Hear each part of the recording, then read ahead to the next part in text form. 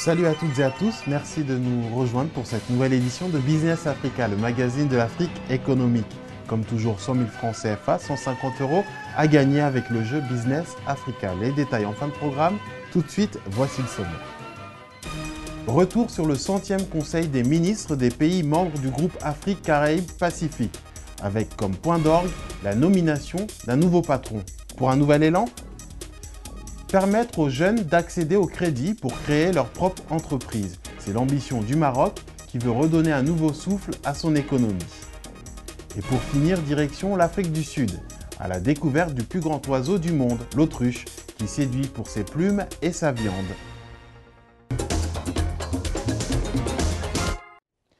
Oui, je vous le disais en titre, le groupe des pays de la zone Afrique-Caraïbes-Pacifique, les ACP, ont un nouveau patron, Patrice Gomes, originaire du Guyana. Une nomination qui a eu lieu à Bruxelles au cours du 100e Conseil des ministres de l'organisation intergouvernementale, dans un contexte tendu, notamment à cause de l'accord de partenariat économique censé favoriser le libre-échange entre les ACP et l'Union européenne. Compte rendu de notre envoyé spécial, Aboubacar Mounchili. Patrick Gomes est le nouveau secrétaire général qui va conduire le groupe ACP pour les 5 prochaines années. Ainsi en a décidé le Conseil des ministres des pays membres de cette organisation réunis à Bruxelles du 9 au 12 décembre 2014 au cours de leur 100e session. Cette rencontre s'est voulue toute particulière et fortement chargée de révélations pour l'avenir du groupe après 2015. Nous sommes dans un monde où le groupe ACP doit resserrer vraiment les rangs en tant qu'un bloc des pays du Sud. Un bloc entre l'Afrique, un bloc qui réunit l'Afrique, les Caraïbes et les Pacifiques dans un véritable trait d'union tel que les accords de Georgetown l'avaient si bien inspiré. Le groupe ACP est la plus grande organisation intergouvernementale transrégionale des pays en développement avec 79 États membres d'Afrique, des Caraïbes et du Pacifique.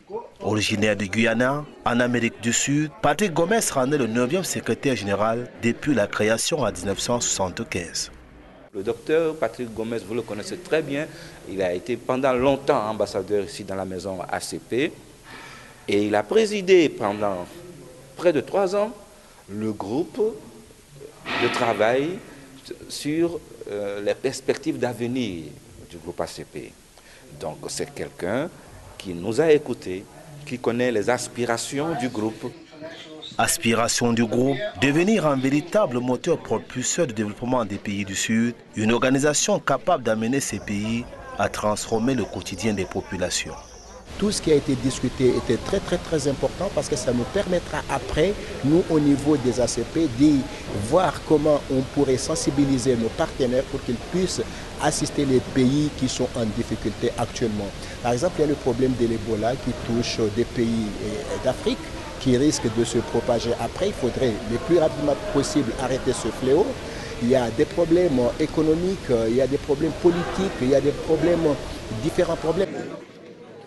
La liste des problèmes est longue, entre autres pauvreté, malgouvernance, insécurité de toutes sortes dans certaines régions, des défis auxquels le groupe doit s'attaquer.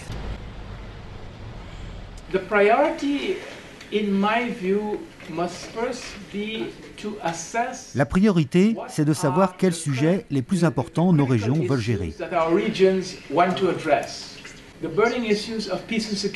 Il y a la question de la paix et de la sécurité, celle de l'emploi des jeunes, mais aussi celle des flux migratoires et du trafic d'êtres humains. Dans l'immédiat, j'aimerais que le groupe ACP comprenne mieux ce que fait chacune de nos régions vis-à-vis de ces sujets et qu'il leur apporte son soutien si nécessaire. Les accords de partenariat économique avec l'Union européenne continuent de diviser. Beaucoup estiment toujours que c'est plus un marché de dupes qu'un instrument de développement pour les pays ACP. Ces accords, leur avenir et celui du groupe ont largement aussi dominé les débats de la 100e session des ministres des pays ACP dans la capitale européenne. Et demain sera certainement différent selon le nouveau secrétaire général. Le troisième élément à prendre en compte, c'est comment nous envisageons notre relation avec l'Union européenne après 2020. Il faut être honnête, l'Europe a, d'une certaine manière, beaucoup plus besoin des pays ACP que l'inverse. Pourquoi je dis ça? Tout simplement parce que nos ressources naturelles et la montée en puissance de l'Afrique attirent les pays d'Europe de l'Est, la Chine, l'Inde et le Brésil, prêts à investir. C'est pour cette raison que, dès maintenant, nous devons réfléchir en termes d'intra-ACP et penser aux ressources que nous possédons en commun. Il faudrait que nous présentions un front uni et fort, capable de négocier au mieux ce que nous voulons retirer de ce partenariat. Voilà ce qui est bien dit et bien défini même comme agenda urgent pour les prochaines années, ce qui prouve peut-être qu'une nouvelle ère est en train de s'inaugurer dans les rangs des pays d'Afrique, du Caraïbe et du Pacifique réunis au sein du groupe ACP. Et d'après de toutes dernières informations, une dizaine de pays membres de la CEDEAO ont signé l'accord de partenariat économique avec l'Union européenne, dans le plus grand secret, lors du sommet des chefs d'État d'Abuja en décembre dernier.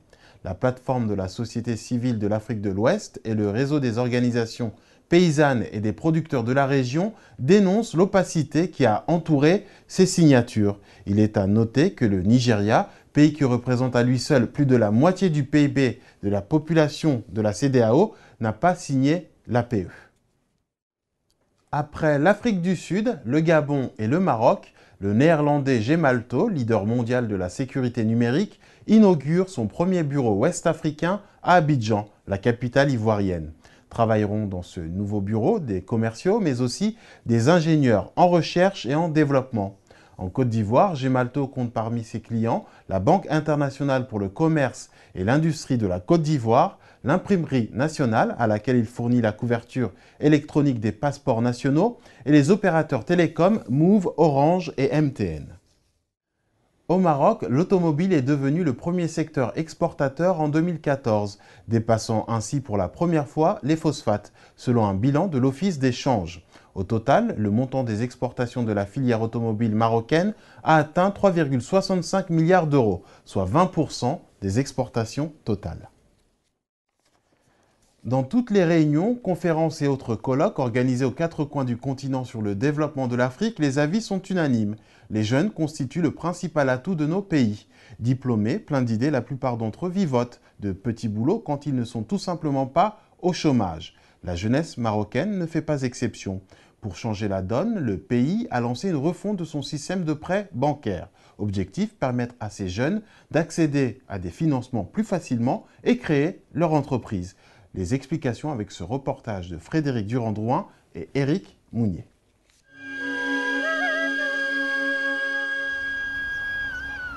Le Maroc possède une richesse extraordinaire, sa jeunesse. Près de 50% de la population a moins de 35 ans. Dynamique et souvent bien formée, elle fait preuve d'inventivité et de création pour s'insérer dans la société économique marocaine. Mais son enthousiasme est fréquemment freiné par les réticences des banquiers à prêter aux jeunes qui veulent se lancer. Témoin, ce jeune garagiste de la banlieue d'Agadir qui peine à trouver des financements pour ouvrir d'autres garages. Il ne faut pas fermer la porte parce qu'on n'est que des jeunes, on n'a pas encore on n'a pas un capital immobilier, on ne peut pas tout avoir à cet âge-là. Donc j'aimerais bien que ça évolue, que ça change. Moi, je suis ici pour travailler mon pays, pour faire avancer les choses. Je crée l'emploi. Ce projet-là, il a bien démarré sur Agadir. Et là, on envisage déjà ouvrir à Marrakech, à Casablanca, à Rabat. J'aimerais bien que les banques me suivent. Voilà. Comme Kamal, ils sont très nombreux à rêver de créer leur propre activité ou à développer leur petite affaire.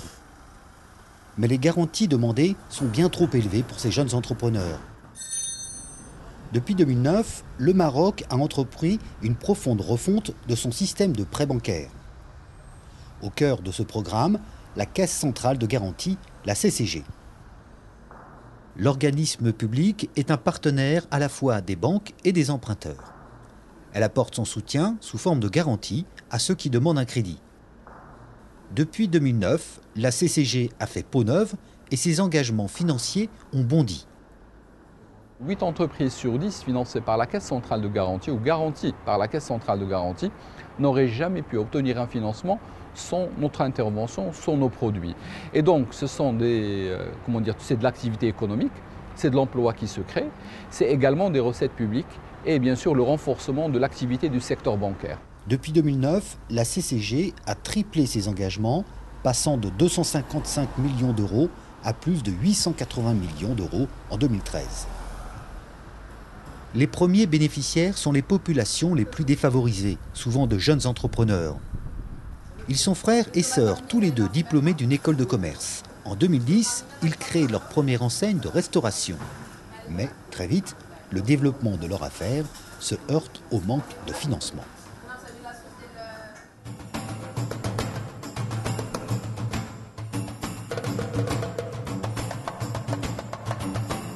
Quand on vient à peine de commencer, on est jeune, on vient à peine de rentrer, on a un diplôme en poche et on rentre, on n'a pas en fait nécessairement les ressources financières adéquates. Donc là, en fait, on se retrouve en fait confronté à une banque qui vous demande une garantie, alors qu'on n'en avait pas réellement. Donc là, en fait, c'est ma banque qui m'a conseillé en fait d'aller vers la CCG. En fait, c'est eux qui ont garanti le crédit que j'ai, ce qui m'a permis en fait d'ouvrir les 2 points de vente en 2013 notamment. Mais il y a beaucoup de jeunes qui sont mal orientés. Il faut y avoir plus d'outils pour les jeunes, pour les orienter, à les aider, à les encourager afin de pouvoir créer leur entreprise et développer le pays aussi. Les jeunes ne sont pas les seuls concernés par cette facilité d'accès au crédit. Les familles aux revenus modestes et qui ne pouvaient acquérir un logement ont également reçu à titre individuel une garantie de soutien. La famille Hosni El Hassania a emprunté 130 000 dirhams sur 19 ans.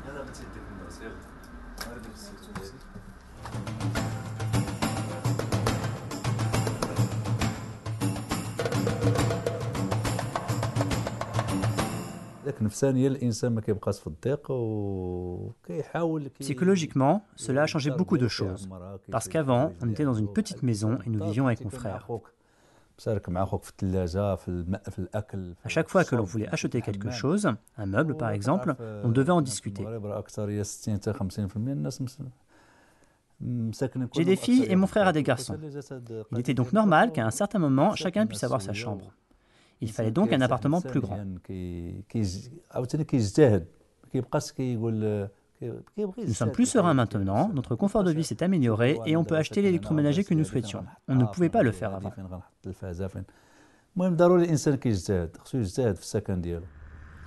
Entre 2009 et 2013, près de 100 000 ménages marocains ont ainsi accédé au logement, renforçant du même coup le secteur du bâtiment du pays.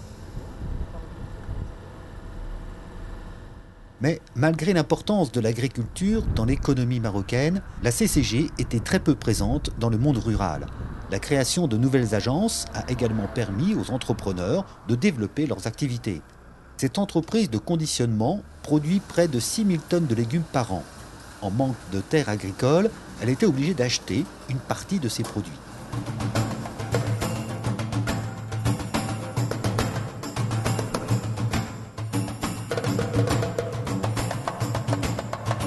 On a été rapproché par la Caisse centrale de garantie marocaine.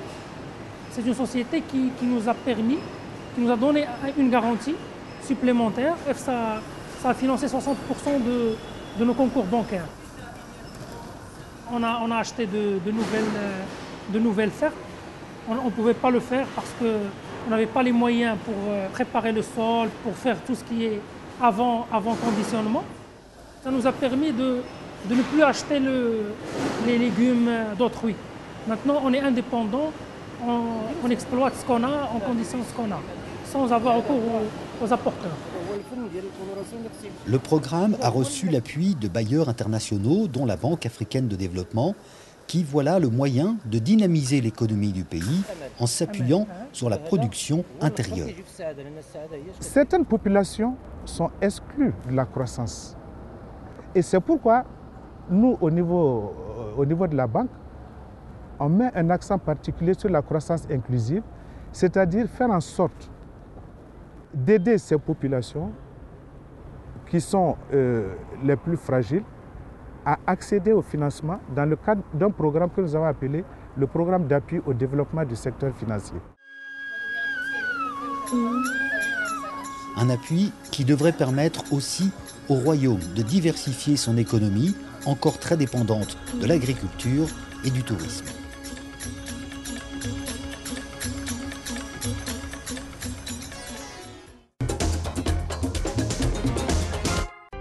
Participez au Forum Africa Best Practice les 26 et 27 février à Lomé. Une rencontre exceptionnelle réservée aux chefs d'entreprise, aux décideurs politiques et aux institutions de financement et de développement pour accompagner la nouvelle dynamique du continent. Le Forum Africa Best Practice de Lomé, une occasion unique de découvrir comment et pourquoi des réformes économiques peuvent réussir. Au programme, études de cas, tables rondes et conférences de haut niveau sur les enjeux de la croissance qui frappent à la porte de nos économies. Le Forum Africa Best Practice pour donner de la force à vos projets. Les 26 et 27 février à Lomé. Inscrivez-vous sur le site web ou par téléphone, affiché en bas de votre écran.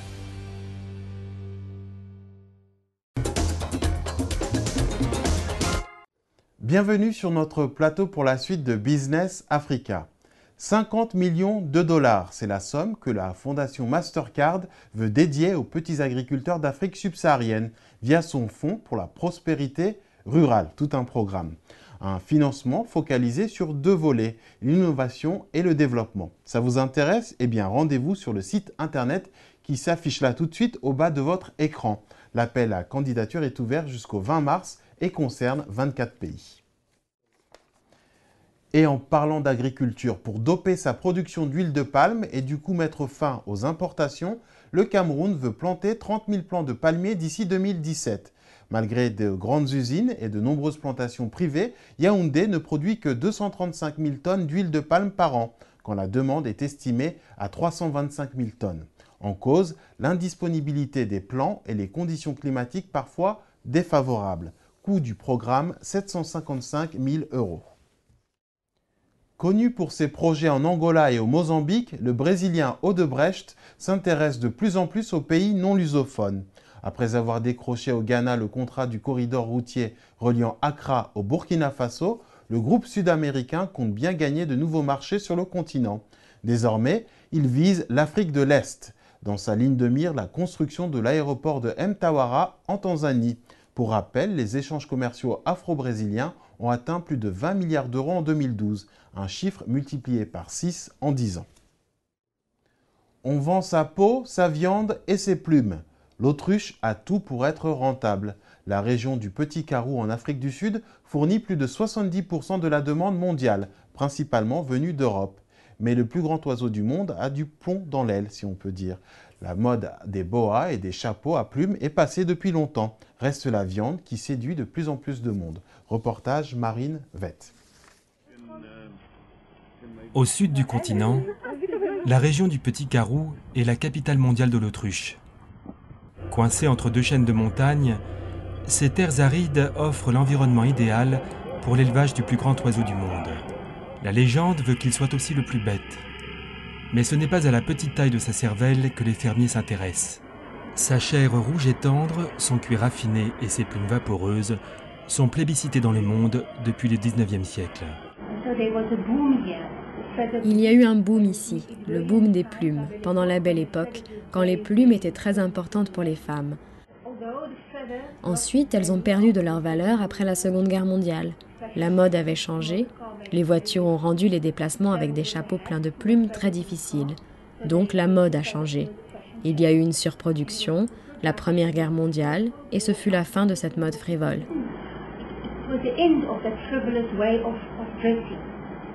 Après les plumes, le cuir connut son heure de gloire. Aujourd'hui, les éleveurs d'Oudsdoorn ont pour clients Louis Vuitton, Hermès, Gucci ou encore les marques américaines des bottes de cow-boy. Plombée par la crise économique mondiale, la mauvaise santé du marché de luxe entraîne des baisses de 20 à 35% dans les commandes de peau. Mais l'autruche a de l'aura. L'année dernière, des plumes ont été vendues au château de Versailles pour la restauration du lit de Louis XIV. Tout a commencé avec le commerce des plumes qui étaient exportées vers l'Europe pour les chapeaux des dames. Depuis, l'autruche est auréolée d'un certain prestige. Nous travaillons avec un produit formidable. C'est un très beau produit et il y aura toujours de la demande si nous produisons de bonnes couleurs avec les bonnes finitions. L'Afrique du Sud fournit plus de 70% de la demande mondiale en viande, cuir et plumes d'autruche. Avec plus de 60% de la production sud-africaine, la coopérative Klein Karoo est leader sur le marché international. Elle en exporte 90% vers l'Europe et principalement la France. Un marché de niche qui souhaite le rester, avant tout pour pouvoir répondre à la demande. Pour que la production d'oiseaux soit stimulée, il faut une demande sur les 3 marchés en même temps, ce qui n'est pas toujours possible. Dans les années 2000, la grippe aviaire a obligé à tuer des dizaines de milliers d'oiseaux. Depuis, la production peine à remonter. Les volumes que nous faisons aujourd'hui sont les plus bas depuis environ 8 ans. Nous avons connu une baisse et, au vu des conditions économiques à venir, il faudra encore attendre 2 ans avant de voir une augmentation de la population d'oiseaux.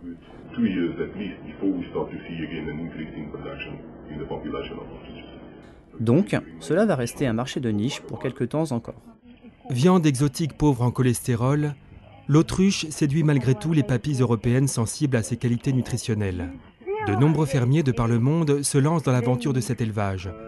En Australie, en Israël, au Maghreb et même en France, l'autruche est considérée comme un projet agricole des plus rentables. Mais beaucoup se cassent les dents, l'oiseau est fragile et les poussins meurent à la moindre variation de température.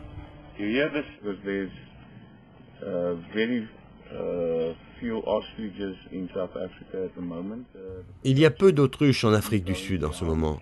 La production a baissé et le revenu des fermiers n'incite pas vraiment à la relancer.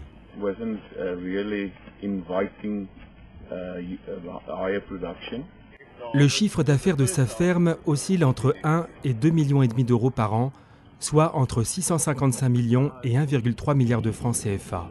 Un turnover similaire à une ferme plus classique de même taille. Si la passion pour l'animal l'emporte sur les difficultés, Piet Klein a planté des oliviers pour se diversifier et assurer ses revenus. Sans compter les problèmes de sécurité qui ne sont pas spécifiques à la région, mais dissuadent les entrepreneurs.